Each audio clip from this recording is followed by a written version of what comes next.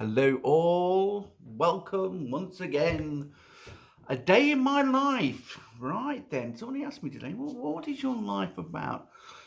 Well, I went out for coffee this morning and chatted with one of my friends, and we discussed all sorts of things and about life and everything and what's going on in the world, and also helping her with some issues and problems that she have that I won't go into detail. I've been fighting a witch as well who's cursed somebody, so I've been helping that out. I did a house cleanse as well. I've created some quotes. I've answered some questions on somebody has some blame issues, and we've just gone into the past life and childhood and sorted that out. So that's another good thing. I've channeled some insights to do with enlightenment and helping other people to experience it. God, my day this is how it always is with me. I start out with good intentions of things that I want to do, and then it's just basically sometimes just surrendering to the universe and going with it, because there's always somebody to be of service with, or someone to talk to or share insights with. And it's quite hard, really, in some ways, because I have a sort of issue that I've dealt with quite a lot, and that's that sometimes I think that people are not listening to me. And this has come from childhood, I know, and I've cleared it out. But every now and then it seems to be a reflection I get when I deal with family members and one thing and another. Because it's not that I want to be heard, it's that I know that the information I've channeled through. And like somebody said to me today, well, what is your niche, Steve? Well, the problem is I've been on a 10-year journey. And I mean, it's been 30 plus years as a medium and 25 years as a healer. And I've done 14 years as paranormal. And I was once a football, you probably don't even know, I was a professional football coach. So I was always in the limelight. And so you had to be a certain way. And I didn't really fit into that sort of thing. And I've worked with some top people in sport. Put on some major events. I was part of a Queen's visit of opening a stadium. I I was mostly the person that helped others to achieve their goals. I trained a friend up who became a professional footballer, which didn't quite work out, but still, I did my part. So there's all sorts of things that I've been involved in, and a lot to do with visualization, a lot to do with mental, a lot of understanding your path and your awakening and your spiritual journey. But the last 10 years, I've just decided that I'm going to soul search, and I'm going to find out what it is I'm attracting, what have I created.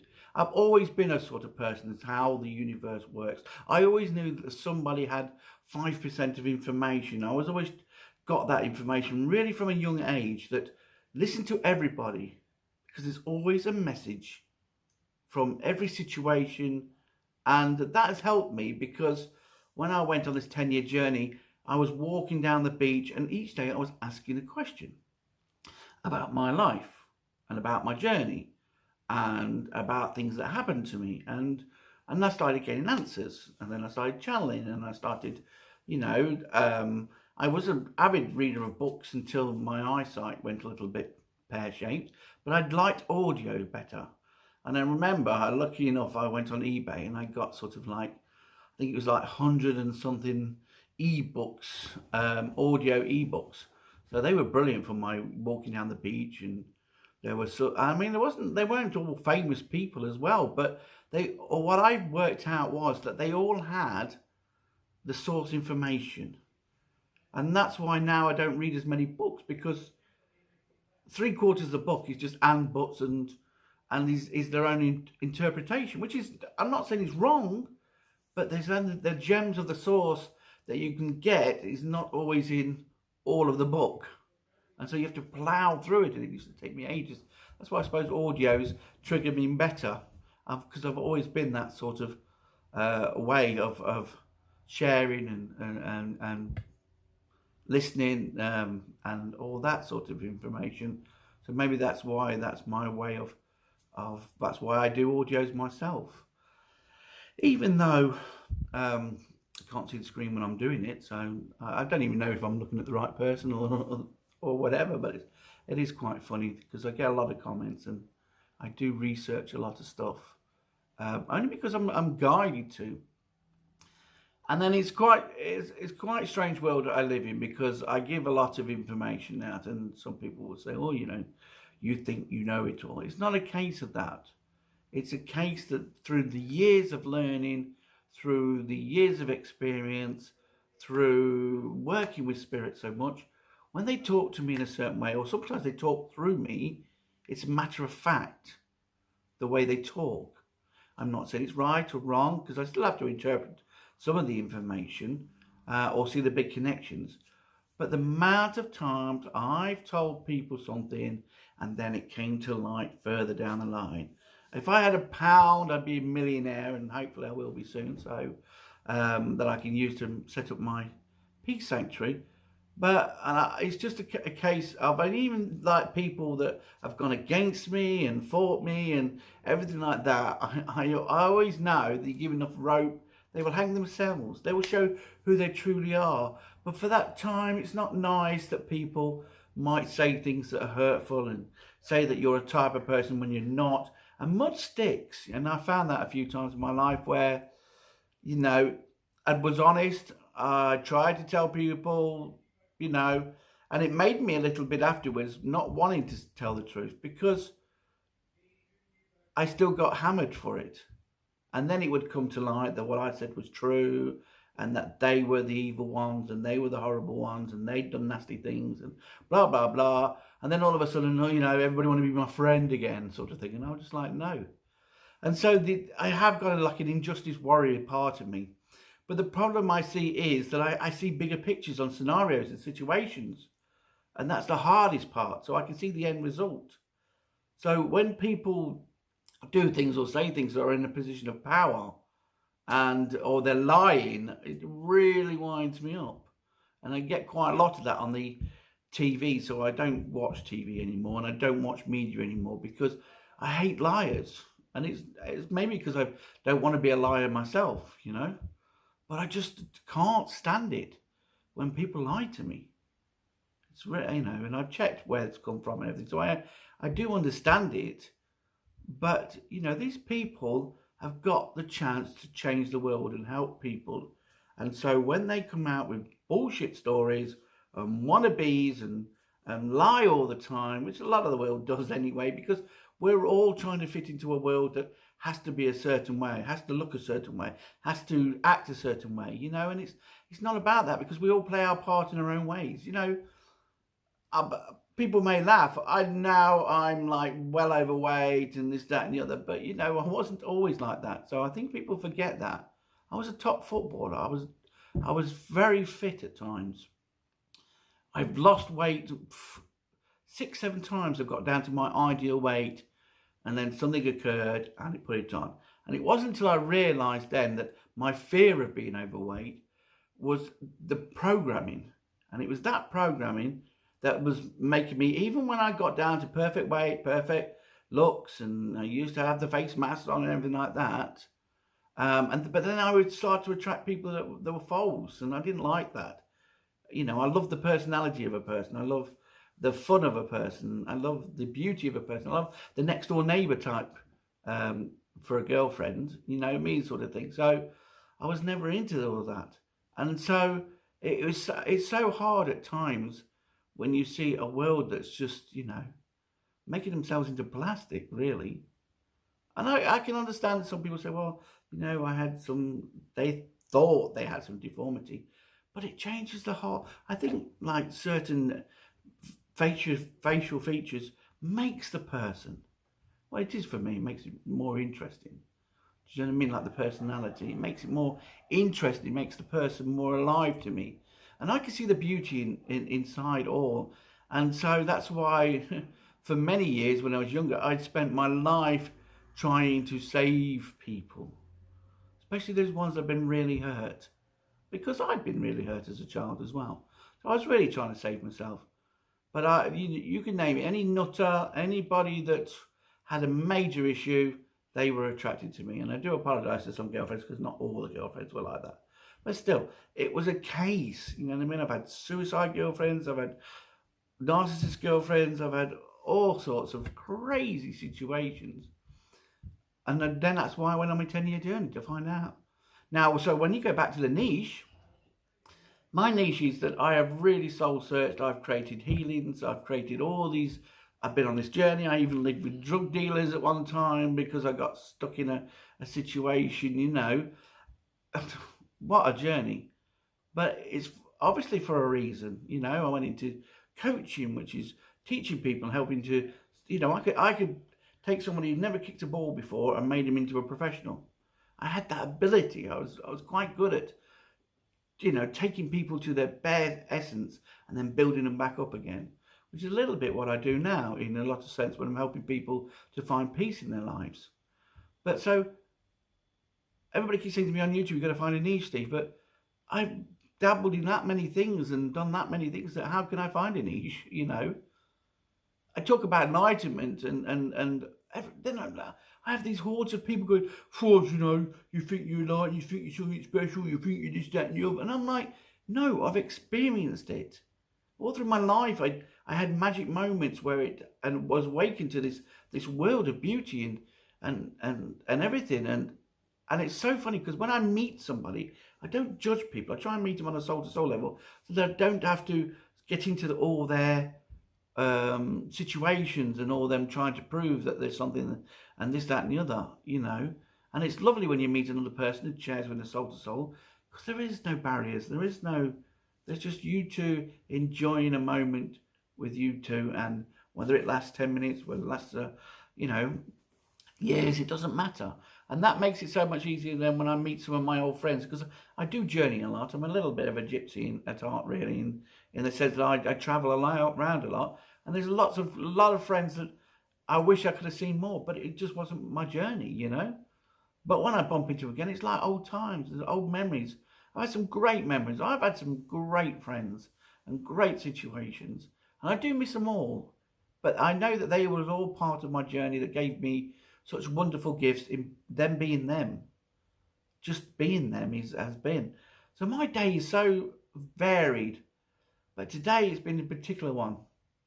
You know, just with the whole dealing with curses and dealing with negativity and how, you know, the other day I was helping my a family member out. I won't go into details, but, you know, 11 o'clock at night I got a phone call and, you know, and God, the place they were in was just, it was rife. I've never known. I didn't dare even tell them how bad it was, the place that they were staying in, because you can't want to scare somebody, but the amount of entities and stuff were in this place was incredible. This is supposed to be a spiritual center as well, so I don't get it. And that's why I get a bit annoyed with like wannabes and one thing and another, because you've got to work from the heart. If you don't work from the heart, you know, you're sharing and igniting many people.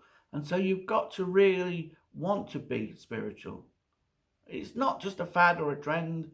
It's a life. It's a way of life, because there's a lot of bad with it that comes with it. You're having to absorb negativity and people's fears and stuff without realizing it, you know, with being an empath and stuff. And you need to guide people. Sometimes you can't help people. They've got to experience something. So you've even got to not help people, and which is even harder sometimes when you know that if they just did certain things, that would change their life, you know. And that's what I want to help you guys do. You know, that when you're feeling low and you're feeling down, that there's that glimmer of hope. And I'm not saying it's from me. I'm saying that you've got to find that within yourself. You've got to find that peace within yourself. Because like I try and say to my lad, you know, enjoy your life, because you're going to have shit parts of it. There's sacrifices you're going to have to make, you know. But if you can enjoy it, then, you know, man, people, when I used to work in like even a warehouse job, after I snapped my Achilles, I had to give up being a professional coach. And I went into working with children, that lost souls, I called them. But I also worked in a warehouse because I was guided to work in this warehouse. Some of my lovely friends gave me a job there, sort of thing. But, you know, that was a plague site. I ended up having to clear out thousands. And you've got to imagine, I'm working in a warehouse with a lot of people who don't even know what is actually bothering them or what's winding them up, as all these like 400 plague victims were you know, I cleansed the whole place. And one of my friends picked up on it because she came down, who used to be part of the paranormal group that I work with, and she was like, "Have you done something, Steve?" And I said, "Yeah, I found out why I'm here." And you know, and then a month later, I was left. And I can't tell people half of these, you know, "Oh yes, I'm going to be invited to be of service and clear out a site that's really, you know, has got 1,500 dead people in it." You know what I mean? Sort of thing that died from the plague. It's a plague site, and they all think they've been burnt alive, and I got to experience that. Oh my God! Imagine feeling flames coming out your eyes and your body exploding. Oh my God! Human combustion's got nothing on that scenario and situation. You know, so I was freaking out, but part of me was like, "Whoa, what an experience to feel what they felt like when they, you know, was caught on fire." Really, is that a bit sadistic or something? I don't know.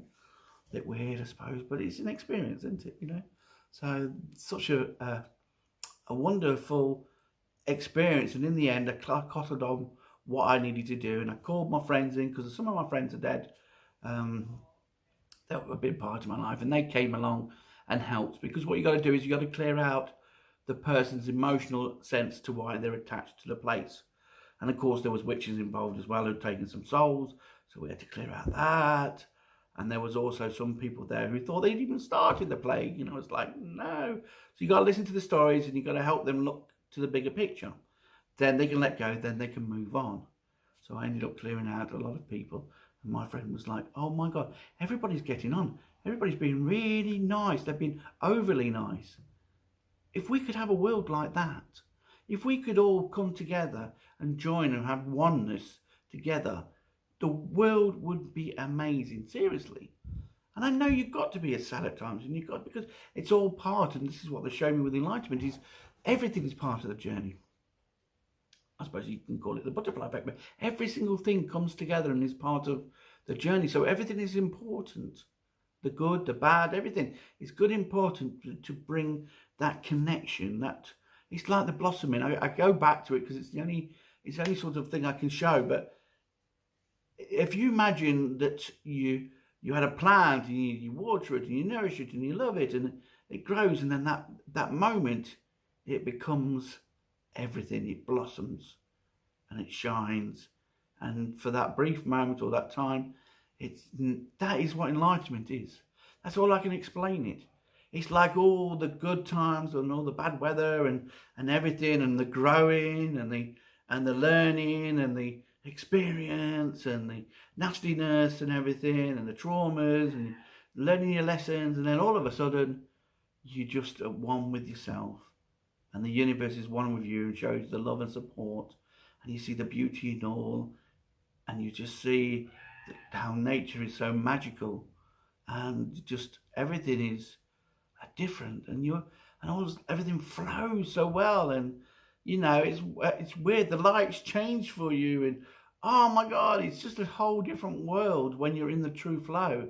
And then, of course, sometimes you get dragged back out of it because you got a scenario or situation, you know. But I'm learning to stay a lot in that time and learning a lot and getting a lot of wisdom from that. And so that's why my life is a little bit, if I could just do enlightenment, I would love that. But at the moment, it seems that I've got to do other things and other situations as well. And possibly, if there's a job that I've been working on for 10 years. If that comes through, then watch this space. Watch this space, because it's going to be amazing. All right, so I want to give you a little bit of insight into my world, you know, with the quotes, with the channeling, with the healing, with helping people to release emotional traumas, childhood programmings, just even igniting people on Facebook with quotes and answering questions, and just igniting people to find their own way, because that's really what I'm here. It's not about me, it's about other people. You know, and that's why people are drawn to musicians and famous people and everything, because they, for that moment, feel the connection. But these people can't keep giving you the connection because you've got to find it within yourself. You've got to find the unconditional love in everything because everything is part of you. So if you don't love it, then you're not loving you. If you hate something, then you're hating you. And people don't realise this. All those people out there who are hating and doing nasty things, they're doing it for attention because they're in pain. Because nobody notices them, nobody loves them, nobody gives them anything. And so they get something from hating. It's like a little child that doesn't get its own way, so it does something to get its own way, you know? And this is what we've created in the world because we've lost the communities, we've lost the people sharing, we've lost the connections to ourselves, to others. It's all gone. Now our senses are being subdued. Our chakras are not spinning right. So this is why I'm giving you the opportunity once a month to get a regular cleansing from me for free. Join my energy exchange group. Or if you want to pay a £5 a month, I will cleanse you twice a month, and it'll make sure that at least for that time, you will be reconnected. You will be able to get more healing. I cut the ties. I let go of all this emotional stuff that is, and also I cleanse your aura where you have all your problems and thoughts, that overthinking that's trapped there because you're not released it, because it's triggering the body, because the body's got a lot of blocks as well, which we need because of the amount of negativity that's coming towards us. So that I've done that. Quite a few people are taking up that, and some people have even. I've got one lot who's have the whole 5 in their family for a tenner a month. I mean, a tenner a month. You know, this work takes quite a lot of energy, and you go anywhere, it would be worth at least up to £50, the work I do. But because I can do it so quite quickly, and I can do it distantly, and I can use my soul, and I can use your soul to really help you out, then it can be done easier. And that's why I'm doing it for service, because I know soon that people with mental health and everything will need a cleanse, and that's why I've put it together. So I thought I'd let you know in a little bit of insight into my day, but there's lots of things that I get involved in. I mean, it's not every day, but most of the time there's always something or some project to be part of. And hopefully, if I get down to it, I keep getting this enlightenment pack that I should create, but I don't know. It's going to be a lot of work, but it might be worth it in the end. So we'll see. Okay, thanks very much. Take care and see you soon.